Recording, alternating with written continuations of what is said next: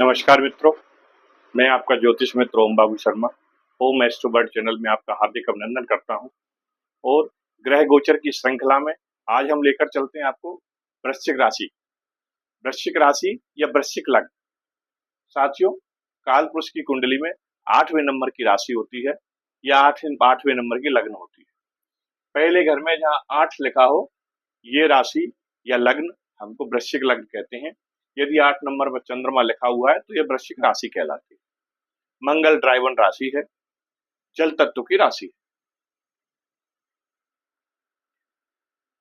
यहाँ गुरु का जो गोचर है या शनि का जो गोचर है वो आपको किस तरह के रिजल्ट देने जा रहा है उस पर आज हम चर्चा करते हैं। जैसा कि आपको विदित है, गुरु गुरु महाराज इस समय अस्त हैं और 9 जुलाई से गुरु उदित होने जा रहे हैं और उदित होने जा रहे हैं मिथुन में उदित होने जा रहे हैं, जो अष्टम हाउस पड़ता है वृश्चिक राशि वालों के लिए या वृश्चिक लग्न वालों के लिए। तो 8वां घर जो होता है ये इससे हम अपने ससुराल को देखते हैं। 8वां घर जो होता है वो रहस्यों का घर होता है। 8वें घर को हम मृत्यु से भी देखते हैं, 8वें घर को हम आयु से भी देखते हैं।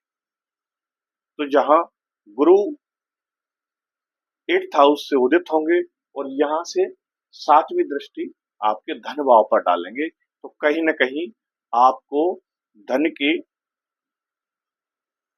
अर्निंग में वृद्धि देखने को मिलेगी।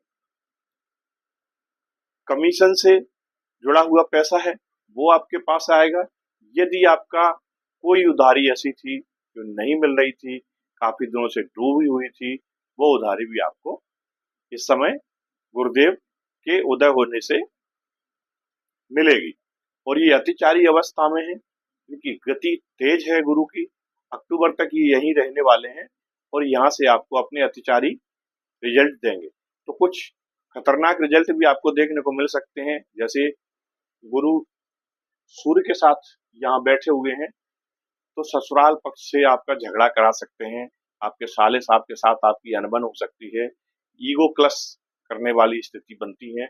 यहाँ से आपके कुटुंब परिवार को भी देख रहे हैं, तो यद्यपि कुटुंब परिवार में मान सम्मान बढ़ाते हैं गुरु की दृष्टि से, लेकिन वहीं यदि आपने अपना अहम और ईगो आगे रखा तो आपके कुटुंब परिवार में भी आपको बिगाड़ खाता देखने को मिल सकता है। तो मैं अच्छे और बुरे दोनों तरह के रिजल्ट आपके साथ शेयर कर रहा हूं, तो थोड़ा सा आप अपने वाणी पर नियंत्रण रखें।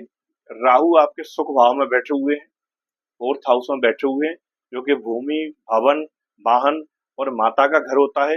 यहाँ से राहु 1 2 3 4 5 5वीं दृष्टि आपके 8वें घर पर डाल रहे हैं। तो जैसा कि मैंने आपको बताया कि अष्टम हाउस को हम अच्छा नहीं मानते हैं, तो राहु की दृष्टि यहाँ पड़ेगी तो थोड़ा सा आपको वाहन सावधानी पूर्वक चलाना है। बकाया राहु यहाँ से आपको अर्निंग जरूर देंगे। अर्निंग कैसे माध्यम से? सीक्रेट सोर्सेस के माध्यम से, जो आपका कोई रुका हुआ पैसा है, जैसे आप कोई LIC की पॉलिसी है, कोई क्लेम है जो नहीं मिल रहा है, PPF का पैसा है, PF का पैसा है, काफी दिनों से फंसा पड़ा है किसी कारणवश, वो आपका ये निकलवाने में आपकी मदद करेंगे। साथ ही साथ मंगल और केतु का जो गोचर हो रहा है वो आपके 10th हाउस से हो रहा है, कर्म भाव से हो रहा है। मंगल मित्र की राशि में है और कर्म भाव में बैठे हुए हैं। यहाँ मंगल अति बली हो जाते हैं, बहुत ताकत इनको मिल जाती है, तो ऑफिस में आपको पदोन्नति दिलाएंगे, आपका मान सम्मान बढ़ाएंगे।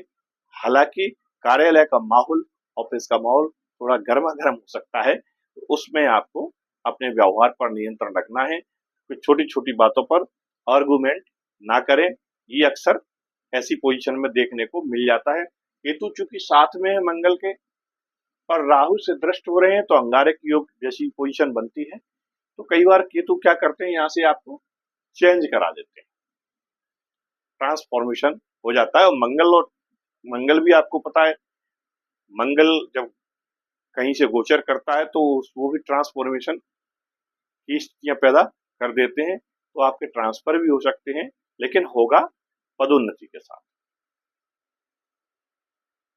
बुध आपके भाग्य भाव में बैठे हुए हैं कर्क के बुध बैठे हुए हैं और बुध जो है आपको वाक चातुर्य प्रदान करेंगे इस दौरान, क्योंकि यहाँ से दृष्टि अपने घर पर डाल रहे हैं, थर्ड हाउस पर दृष्टि डाल रहे हैं। यदि आप लॉ फील्ड में हैं, यदि आप ऑनलाइन कोई काम करते हैं, कोई कम्युनिकेशन का आपका माध्यम है, तो उसमें आपको ये अनुकूल परिस्थितियां पैदा करेंगे और आपकी वाणी का प्रभाव लोगों पर होगा, लोग आपके पास जुड़ेंगे। यदि आप ऑनलाइन यूट्यूबर हैं, वीडियो बनाते हैं जैसे मैं बना रहा हूँ तो वृश्चिक राशि या लग्न वाले लोग हैं, आपके व्यूज बढ़ेंगे, आपके सब्सक्राइबर बढ़ेंगे, लोग आपसे जुड़ेंगे, आपकी बात को सुनेंगे। क्यों? दो रीजन। बुध जो वाणी के कारक हैं वो स्वयं यहाँ देख रहे हैं। दूसरा, गुरु जो बैठे हुए यहाँ से सातवीं दृष्टि यहाँ डाल रहे हैं, तो दूसरा घर भी कहीं ना कहीं हमारे वाणी को, हमारे मुंह को रिप्रेजेंट करता है। तो जो आपकी बात होगी उसमें वजन होगा। स्वादिष्ट भोजन भी आपको इस दौरान खाने को मिलेंगे, क्योंकि यहाँ से हम भोजन को भी देखते हैं, खानदान के साथ खान पान को भी देखते हैं। ठीक है। और गुरु की जो नौवीं दृष्टि आ रही है वो आपकी इस पर आ रही है, सुख वाले घर पर आ रही है, तो सुख समृद्धि में इजाफा होगा। माता का स्वास्थ्य यदि खराब था तो माता के स्वास्थ्य में भी आपको लाभ देने को मिलेगा। अब बात आती है शनि के गोचर की। तो शनि कहाँ बैठे हुए हैं? 5th हाउस में आपके बैठे हुए हैं, और 5th हाउस के साथ साथ जब बकरी होने जा रहे हैं 13 जुलाई से 28 नवंबर तक ये बकरी रहेंगे, और बकरी रहेंगे तो आपको चौथे घर का भी रिजल्ट देंगे। चौथे घर में इनकी राशि बन रही है और राहु वहां बैठे हुए हैं, तो भूमि, भवन और वाहन इनमें आपका इजाफा करा सकते हैं, इनमें आपको ग्रोथ दे सकते हैं, आपको वृद्धि मिल सकती है। आपकी यदि कोई प्रॉपर्टी ऐसी थी जो बहुत दिनों से विवादित पड़ी हुई थी, आपका नामांतरण नहीं हो रहा था, बंटवारा नहीं हो रहा था, बटांकन नहीं हो रहा था, सीमांकन नहीं हो रहा था, तो स्थितियां परिस्थितियां ऐसी बनेंगी कि पटवारी आरआई, नायब तहसीलदार, तहसीलदार आपके यहाँ आएंगे और आपका ये काम करवा के जाएंगे। और उसमें बहुत अधिक धन भी खर्च नहीं होगा जैसा कि आप पहले कर रहे थे, क्योंकि राहु शनि के साथ जब बैठेंगे तो राहु आपको पता है ये छलिया है, बहरूपिया है, ये कई तरह के रूप बनाते हैं और व्यक्ति को काम निकालने के लिए इतना शातिर बना देते हैं कि वो एन कैन प्रकार किसी भी तरह से अपना काम निकाल लेता है। और कर्म भाव पर दृष्टि है तो ये आपके कामों में आपको सपोर्ट करेगा, वृद्धि देंगे। इसी प्रकार से शनि की जो आप 5th में बैठ के मीन राशि में बैठे हुए हैं और दृष्टि डाल रहे हैं आपकी इच्छा पूर्ति वाले भाव पर, आपके लाभ भाव पर, तो यहाँ जब बकरी होंगे तो यहाँ से दोस्तों इनकी शनि की दृष्टि जाएगी आपके 10th हाउस पर, 7th दृष्टि जाएगी और 10वीं दृष्टि आपकी लग्न पर जाएगी। तो थोड़ा सा स्वास्थ्य के प्रति आप सचेत रहें। आपको कमर से नीचे या नर्वस सिस्टम में कोई प्रॉब्लम हो सकती है, आप स्नायु तंत्र में आपको खिंचाव महसूस हो सकता है और कहीं ना कहीं आलस की वृद्धि शरीर के अंदर हो सकती है, उस पर आपको काम करने की जरूरत रहेगी। बकाया तीसरी दृष्टि जो शनि आपके डाल रहे हैं वो कहाँ अभी बैठे हुए हैं? 5वें में, और आपके फैमिली हाउस पर, दाम्पत्य जीवन पर, आपकी पार्टनरशिप पर तीसरी दृष्टि डाल रहे हैं। तो यदि कहीं आप, वैसे तो ये शुक्र की राशि है, बेनिफिट ही दे रहे होंगे, फिर भी इन किन प्रकार, क्योंकि गुरु की राशि में है, गुरु इनके मित्र नहीं है, पर मित्रवत व्यवहार गुरु ज्यादा इनसे टसन रखते नहीं है, शत्रु भी आप नहीं कह सकते, सम प्रभाव देते हैं गुरु की इस राशि में ये। तो यहाँ से जब ये बकरी होंगे और कुंभ में जाएंगे तो यहाँ की तीसरी दृष्टि इनकी आ जाएगी आपके 6वें घर पर, जो कि रोग रिपु ऋण का घर है। तो क्या करेंगे? आपकी यदि बहुत समय पुराने कोई लोन थे जो सेटल नहीं होते, सेटल करा देंगे। आपके न्यायालय में कोई विवाद चल रहा था, कोई केस चल रहे थे, उसमें कंप्रोमाइज करा देंगे। यदि आप वकालत करते हैं तो आपको केस में सफलता मिलेगी, जीत दिला देंगे। आप कंपटीशन की तैयारी कर रहे हैं तो उसमें भी आपको सक्सेस दिलाने में आपकी मदद करेंगे, शत्रुओं पर आपकी जीत दिलाएंगे। इस प्रकार से इस गोचर का प्रभाव आपको देखने को मिलेगा। आशा करता हूं मेरे द्वारा दिया हुआ विश्लेषण आपको समझ में आया होगा। दोस्तों, यदि आपको अच्छा लगा, लाभदायक लगा, तो प्लीज इस वीडियो को सब्सक्राइब जरूर करिए, इसको शेयर करिए और कमेंट्स में जरूर लिखिए आप क्या सोचते हैं इसके बारे में। अपने हॉरोस्कोप पर लगा कर देखिए। और एक बात और, हाँ, जो कि मुझे आपके कमेंट्स में देखने को मिलती है कि जैसा आप बता रहे हैं ऐसा कुछ नहीं होगा, ऐसा हमने बहुत वीडियो देखी है, बहुत लोग आके बड़ी बड़ी बातें करते हैं वगैरह वगैरह। तो मैं आपको बहुत क्लियर कर दूं कि दोस्तों, ये जो हम वीडियो आपको दे रहे हैं ये गोचर पर आधारित वीडियो है। यदि आपकी वृश्चिक लग्न है तो 50% आपको काम करेगा, वृश्चिक राशि है तो 50% काम करेगा, वृश्चिक लग्न और वृश्चिक ही राशि है तो 70% काम करेगा।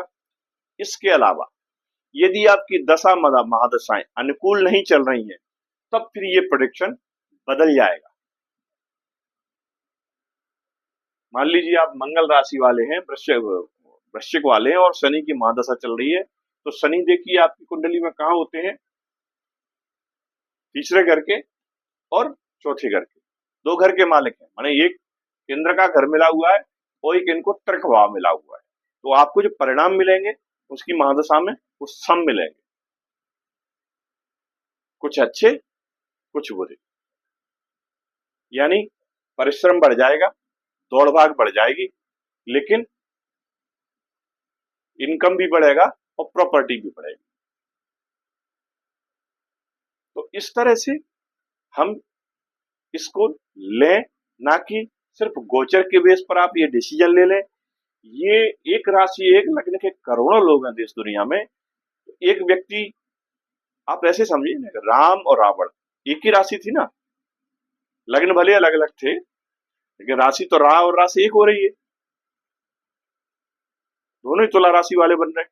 तो इसी प्रकार से एक व्यक्ति झाड़ू लगा रहा है तो एक व्यक्ति ऑर्डर दे रहा है, सेम राशि की सेम लग्न की। तो कंफ्यूज मत होइए, अपने होरोस्कोप में सारी चीजों को स्टडी करिए, तब किसी निर्णय पर पहुंचिए।